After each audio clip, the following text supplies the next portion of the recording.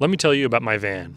It's got a 4-cylinder engine, and it used to be a cargo van for a roofing company. The reason I chose this style of a van is because it was smaller, better on gas, and I didn't want anything that was going to be too big because I didn't choose this van to live in it. This is what I'm calling a weekender/road trip van. And so far, it's worked out perfectly for those two uses. I've driven it from Oregon to Texas and back twice, and my wife and I have gone on many campouts with it. Inside the van, we have a bench that's just low enough that I can sit without hitting my head, and for reference, I'm about 5'11". We also have 2 cushions that can be used as a backrest if you just want to lounge, and these will serve another purpose here just in a second. We tried to cover up all of the raw metal spots in this van with some wood, just so that it looks a little bit less like a cargo van. And we decided to leave the headliner on it because we knew that we weren't going to be putting in a max air vent. So anything that had to do with fabric in this van was done by my mom. Thanks, Mom. So right here we have a privacy curtain, which is just held together with these little straps. And then when both of the seats are pushed up, they kind of create a little bit of barrier between the cab and the actual sleeping area. And we decided to keep this metal grate on the window, one for safety, but also it acts as a perfect place for us to mount this little curtain, which my mom very cleverly made that attaches via Velcro onto this metal grate, and then it gives us another form of privacy. Since we don't do any cooking on the inside of our van, we didn't really feel the need for a max air vent.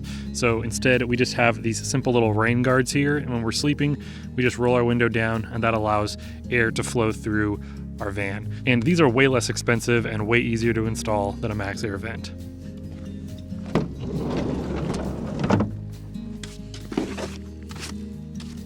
So for the floor, it's just one big piece of plywood that goes all the way down to the end of the van, and we covered it with this vinyl so we could spill and stuff like that and, get it wet and dirty, and it's really easy to clean. These boxes right here are actually connected to the floor so they don't move anywhere, and they prevent the seats from going back as much, but it's really not that big of an issue. And we can just store all of our camping gear in these boxes, so it just adds a little bit of extra storage. They also have these pieces of metal bracketing right here, which look a little rough, but they provide a very important function, and that is how we set up our bed. But before I show you that, I want to show you these storage compartments underneath the bench.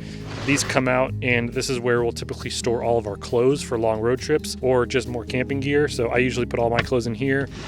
My wife's go in the far, and then in the middle is usually where we keep all of our food.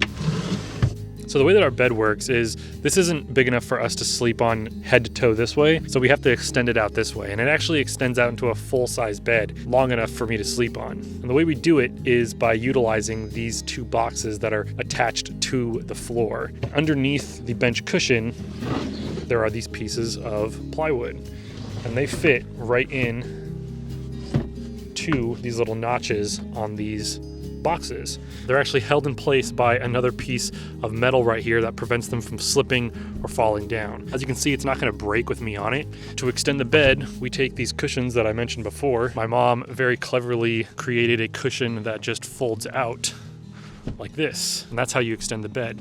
Now, the whole reason that we did it this way is because I wanted to be able to set up this bed while still remaining inside of our van. That was a really big thing for me because I knew that if we were going to be staying in a Cracker Barrel or Walmart parking lot, I didn't want to have to get out of the van in order to set up the bed. This way, my wife could be in the front and I could be back here setting up the bed. And while I'm setting up this portion, I can stand right there. And then once I have this portion set up, I can sit here, extend it out, and make the other side of the bed. So as you can see, perfectly big enough for me to stretch out and sleep in this van.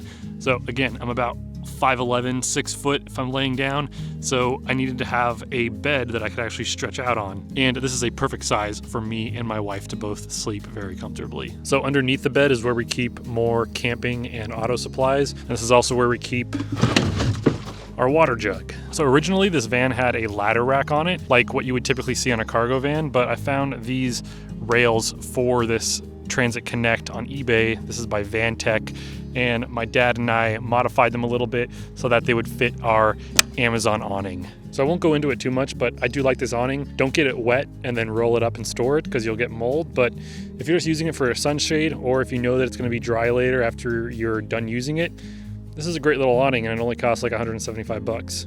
We never bought this van intending on doing anything like van life or living in it.